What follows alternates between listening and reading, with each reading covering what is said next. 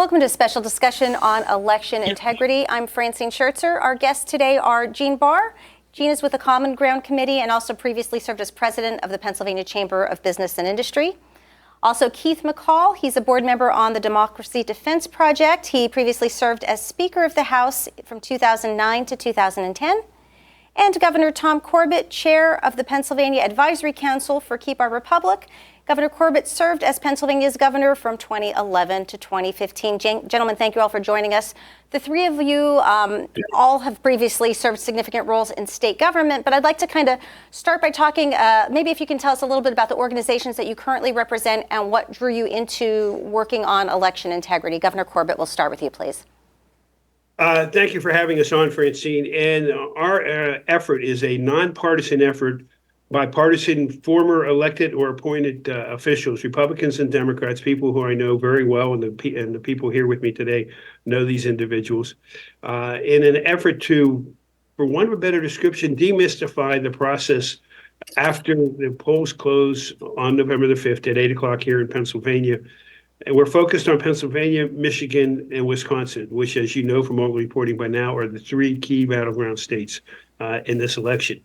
And we've been at it now for 2 years, educating the people, conducting legal education, continuing legal education to lawyers across Pennsylvania as to how the vote process after the doors close is supposed to go through the counties, from the counties to the state, from the state to the federal government, and then the process on January 6th, and then going into our inauguration day on January the 20th.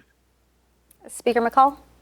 Yeah, and sure, we're basically the same deal. We have a bipartisan board, Democrats and Republicans, who came together about election integrity. I think all of us are very concerned about what's going on in the electoral process, at least the misinformation and the distrust that's happening in our system.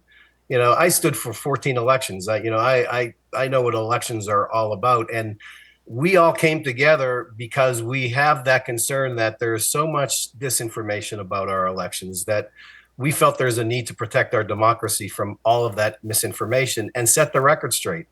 And I hope that's what we're able to do today, to at least reach out to your viewers, our viewers, and talk to them about the process and all the safeguards that are inherent in the process that have been put in place to defend our democracy.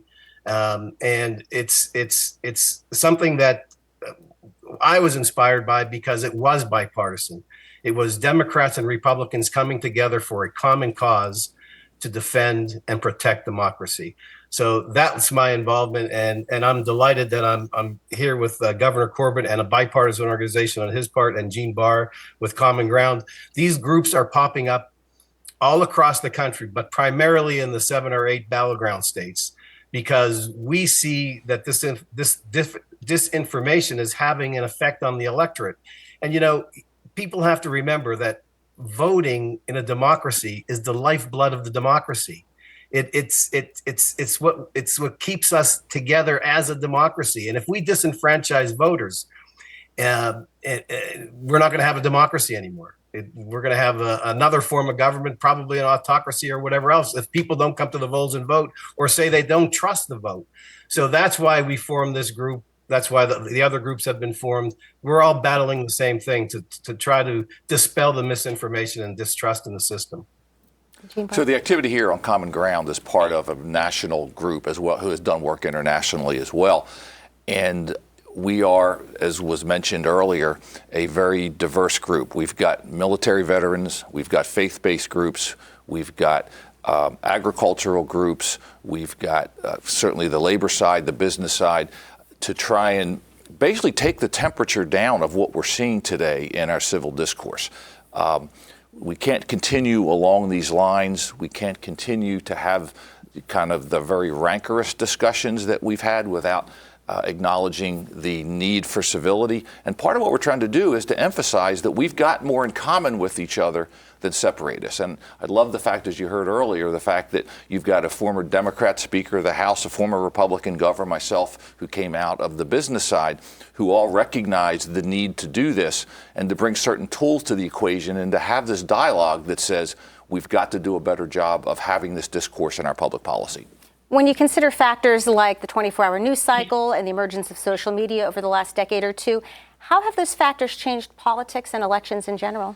Well, for me, I mean, it's easy to blame social media, so I guess we will.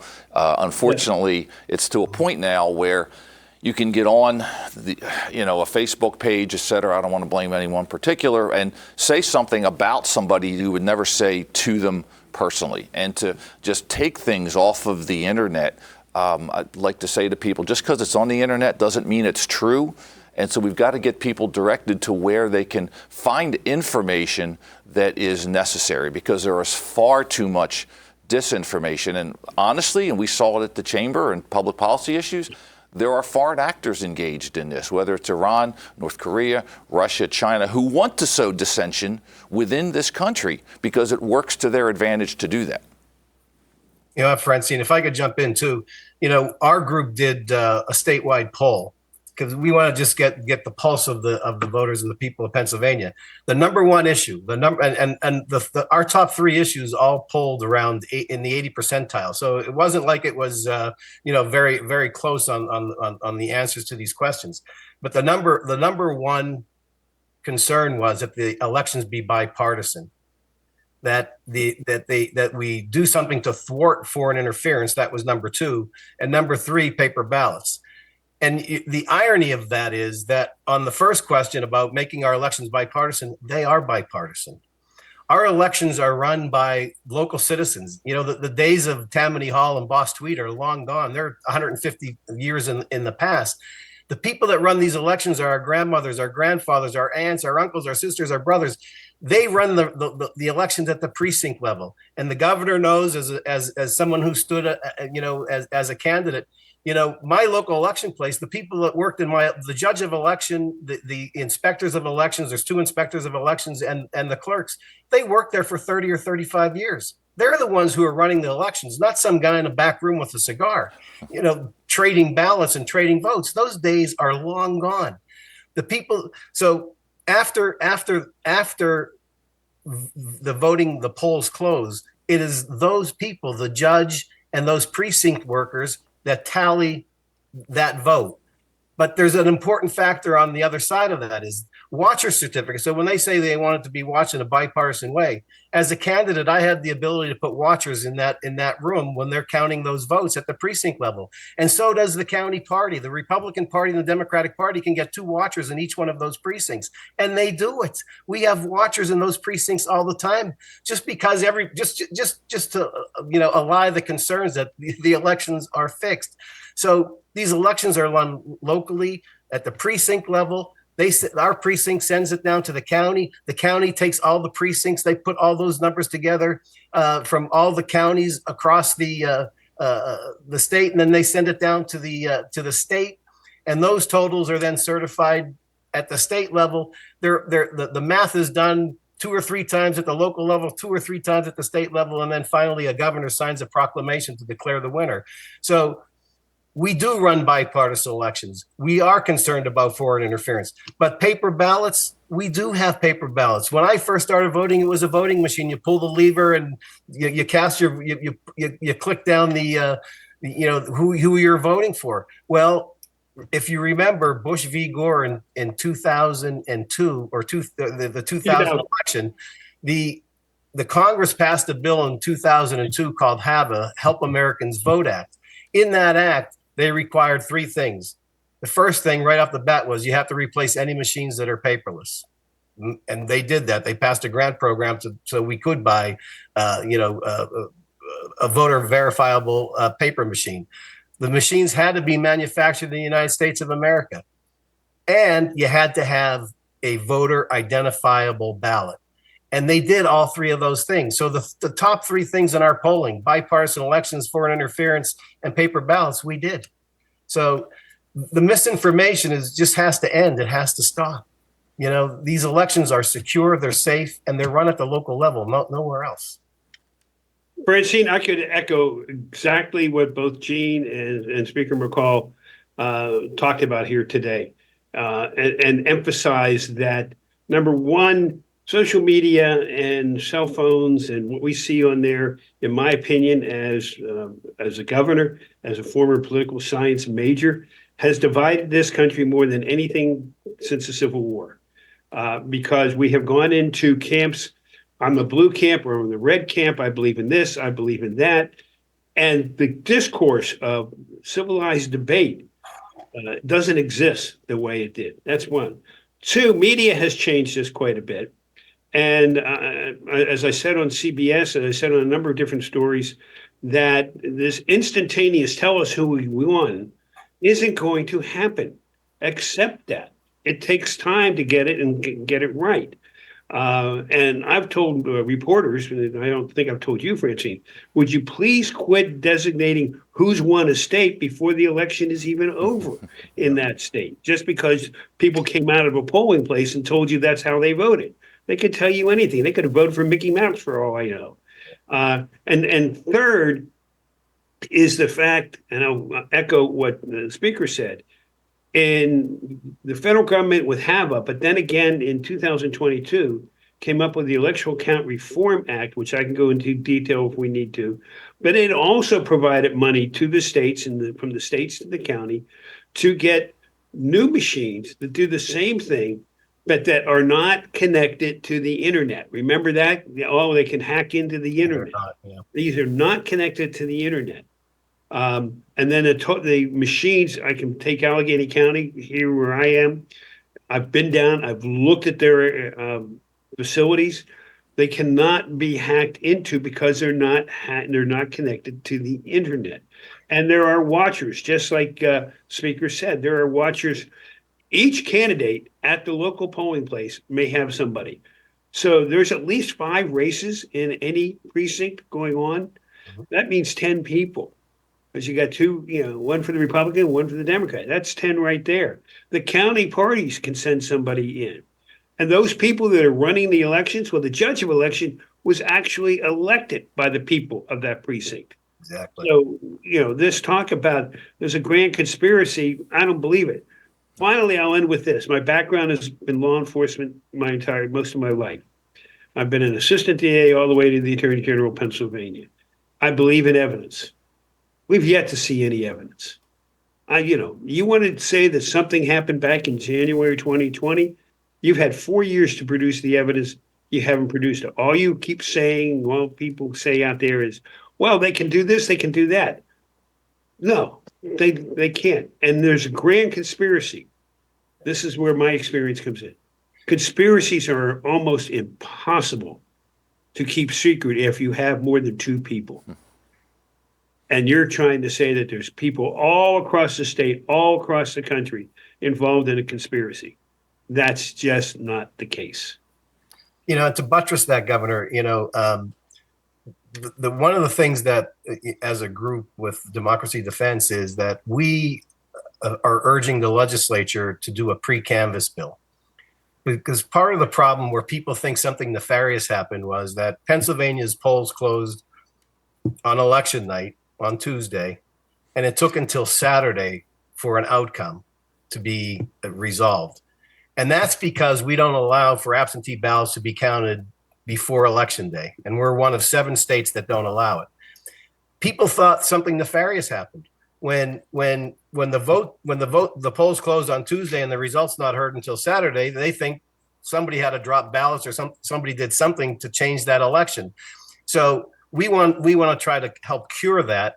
And we're urging the legislature as part of an election code bill to allow the Commonwealth of Pennsylvania to start, or in the Commonwealth, to pre-canvass at least 1, 2, or 3 days before. And that's up to the legislature. We're not the policymakers, they are. But to at least allow for pre-canvassing 2 or 3 days before the election so we can have an election, or so we can have a result on election night. For those that aren't Speaker, the problem that I have seen in going across the state is there isn't a clear definition of what is meant by canvassing. Mm-hmm. Some people believe canvassing means you're going to count the votes as they come in. As it is in Pennsylvania, canvassing means to gather the votes and open the outer envelope beforehand, and then leave the envelopes there to be counted through the machines that they go through. Okay? That's the way it's supposed to be. So one of the issues, and Francine, your program is probably going to help, is to get away from the idea that we believe we should be counting, 2 weeks ahead of time, like Georgia should be counting 2 weeks ahead of time. In Pennsylvania, right now, we can, under the law, at 7 a.m., they can open the outer envelope. Mhm. There is a code to that outer envelope, so they're able to tell who voted, and that goes all the way back to Harrisburg. That is recorded.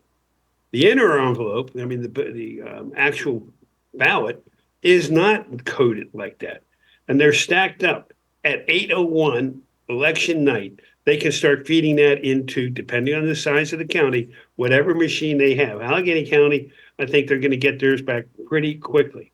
Mhm. The other aspect of the Election Count Reform Act is that if a county took money to work on and provide services or equipment, they had to promise that they would count 24 hours a day. They couldn't break at midnight and come back the next day at 8 o'clock or anything like that. So I know in Allegheny County, and I believe Philadelphia County took this, so they should be doing the same thing. There should be teams in there continuing to run the count to get it done faster, because I agree with both of my colleagues. The longer it takes, the more time there is for people to spin stories and conspiracies that there's something amiss. Mhm. And this was actually foreseen going into the election. We knew this was going to happen because, quite bluntly, we knew that Democrats were filing more mail-ins than Republicans were, so that when you saw the Republican up in whatever race you choose to look at and have that swing around, this was not a conspiracy. This was simply that we couldn't count those ballots early, and as those came in, it swung the election the other way. Why has pre-canvassing been a difficult thing to get through the legislature? There have been bills that have been offered for the past several years, and it's never gone through to the governor's desk. I'll let the speaker deal with the legislature. Yeah, it's give and take, and they want voter ID, and voter ID polled very, very highly in our poll. It's probably number 4. So the people and among Democrats as well, the numbers weren't skewed one way. It was both Democrats and Republicans want voter ID, and I think that's part of the glitch. The legislature, it's give and take. It's I'll give you this, you give me that. So we want voter ID, or they want voter ID. We want early canvassing. So that has to be worked out among the legislatures, the House and the Senate. And I think they will come to terms with that. But I don't think it's going to happen this session. I know there was a move to get a canvassing bill passed or that is over in the Senate to try to get them to send it back over. I don't know if they're going to do a voter ID aspect with that or not, but I think they're out of legislative days. I don't think they have the time to do it, but I think it'll be on the agenda for next session. Speaker, I think you left office before I became governor. Is that correct? No, I was in office 2000. Okay. So if you remember, in my first year, I pushed for voter ID. Absolutely. And the resistance came from the eastern part of the state. Yeah. I'll just describe it as that. And the allegation was, well, everybody doesn't have an ID. I said, we'll get them an ID. Right. We'll make PennDOT make IDs for people to be able to go and vote. Free of charge, too. And free of charge, and we couldn't get past that. Yeah. Here we are 12 years later, or 10 years, 11 years later. And I think that, it demonstrates you need to have that voter ID to create that confidence. Right. On both sides of the aisle. Sure. No question. I think its time has come. And frankly, I've always found if there were going to be problems, it was more in a primary than a general election. Yeah. And I think you'll see canvassing go. I think the county commissioners have made a pretty compelling case. And I think, after one, maybe 2 more elections, who knows how long it'll take, I think you will see that come to fruition. I'd like to shift our focus a little bit. What is the best way to counter misinformation, and what would you like the media to do that maybe they're not doing right now? Well, you're doing it right now, and the other places that I've been talking to are doing it. It's more important to get the attention. Yeah. Very, very difficult to get people's attention. And I do it when I talk to friends. I talk to my law students. I talk to clients. But it's a matter of doing more programs like this, particularly as we get to the election. I think we're better prepared this time than we were 4 years ago. The state has been working on it.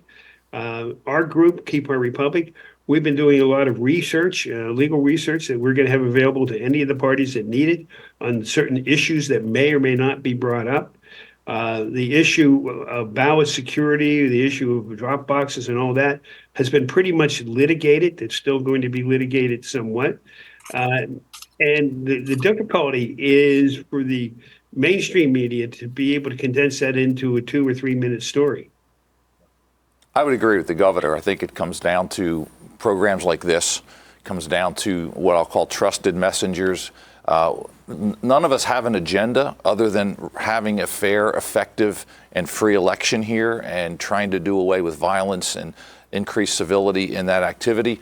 The problem has been, and we've talked about social media and people trying to get news in sound bites, et cetera, but the problem has been the national media is viewed with, I hate to say it, it's fairly significant mistrust. But when you look at polling, more of the local media is trusted. So a PCN, a local affiliate, as we have here, of course, in this area and all across the state, tends to be trusted more. But it's also the reason why you're seeing the three of us, the groups that we have, emphasizing how diverse and how bipartisan those groups are, because we've come together on this commonness, which is, whether it's whichever one of our groups, it's keeping things fair, effective, and free, and to maintain that civility.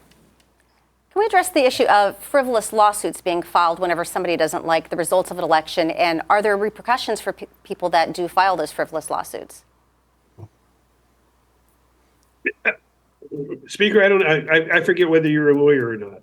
I'm not, but I would say, you have to define frivolous, really. But 62 cases were brought during the last election, and like the governor said previously, show me the evidence. If the evidence is there, it's going to speak for itself. But there's never been any evidence to show that there's been any kind of nefarious activity with ththese elections or these counts. So it's, sure, you want to say, people sue for everything and anything anymore, but you'd have to kind of define that. But the thing of it is, if you bring the evidence and we'll listen to the case. But if you don't have the evidence, don't bring it to the courthouse. Well, and if you go back almost 4 years, and in all honesty, I was called by the media after January 6th and given my comments about what the election was. And as you look at the numbers, and I understand that, of course, the presidential candidate on the Republican side was up and then lost the race. But, and that was looked at with a lot of distrust. The reality was that the Republicans won 2 statewide row offices. They increased their numbers in the state house. They stayed the same in the state Senate, and they didn't lose a single congressional seat. So that would be one heck of a conspiracy in order to just get to one off. It makes no sense. And it flies in the face of the evidence that's there, or more importantly, the evidence that's not there. That is that this was somehow rigged. Not true whatsoever. Right. And when you're talking about the lawsuits, Bloomberg today has a story about all the lawsuits filed across the country. And here in Pennsylvania, I think it's something like 17 different lawsuits, people coming in with different issues. They have to be able to prove their point. I think the courts have to be prepared to look at those and not say, well, we're going to deal with it in 3 weeks from now. They can't afford to do that. They need to move forward on it. The Supreme Court has changed the deadlines.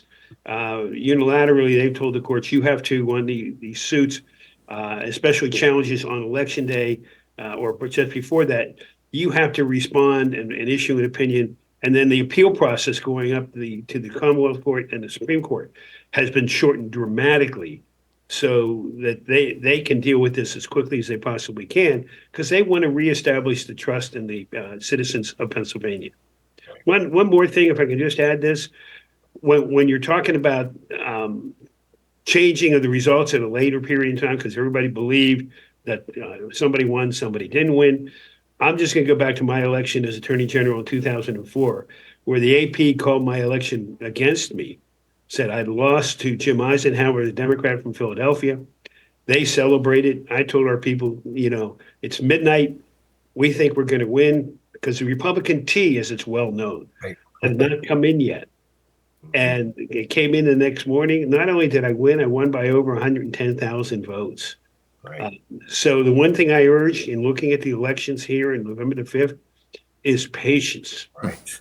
Patience and understanding. What can be done to foster a greater sense of civility in politics? Oh boy. Well, part of that Don't put begins. commercials. Yeah. Part of that begins at a much lower level. You begin by fostering civility with your neighbors, with the folks you work with. We've got some resources that Common Ground has in order to kind of, what you as an individual can do to help take the temperature down for business owners. One of the things that I'm concerned about that we're seeing already are the arguments in the workplace about candidates and policies, et cetera, that we need to take those down, and that becomes an issue. So, and in all honesty, as the governor referenced, elected officials have a role in fostering this civility. One of the things to me that I liked when I watched the vice presidential debate, it was a civil debate. I think it surprised a lot of people.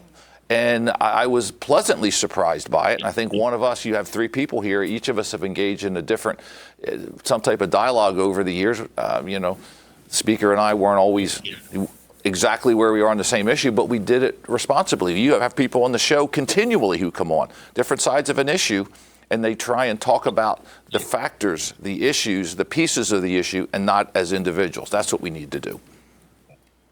We only have a few minutes left. How has all of your experience in state government influenced your perception of the importance of democracy and trying to encourage Pennsylvanians to vote and to trust the system? I think for me, it just enhanced what I already had. I had an interest in politics I never thought I'd be running for office, but an interest as a young man following my dad's footsteps. And in college, I was a political science major. But the more you get involved in it, and the more you get involved in organizations like the three of us are involved in, you understand that two things. One, we need to get more people involved in it. And in my opinion, we need to get more young people all the way back into grade school to understand how it works. Yeah, there's no question. I mean, we live in the greatest country in the world, without question. And I know I have a deep respect for our Constitution. Like the governor, we both took an oath of office to protect and defend the Constitution, and we certainly have to take the temperature down. I joined this group because it was bipartisan, and we're trying to bring people together with a uniform message. To trust our system, to have trust in us, telling you to trust our system. And the fact that there are so many of these groups popping up around the country tells you that I think the temperature is starting to come down. Level minds are at the table, and level minds are trying to ease that rooted misinformation and lies that have been going on about our electoral system. So I'm hoping that through our efforts with the governor, with Gene Barr, that we're going to be able to turn the page and cool down, lower the temperature, and have civility back again in our society. Civility's gone. Civility is gone. We need civility back in our politics. It's lacking right now. I'd agree with Keith. I'm starting to see some improvement. I think it's hopefully because of the efforts that our groups and others have done, and the fact that we're continuing to demonstrate the need for that.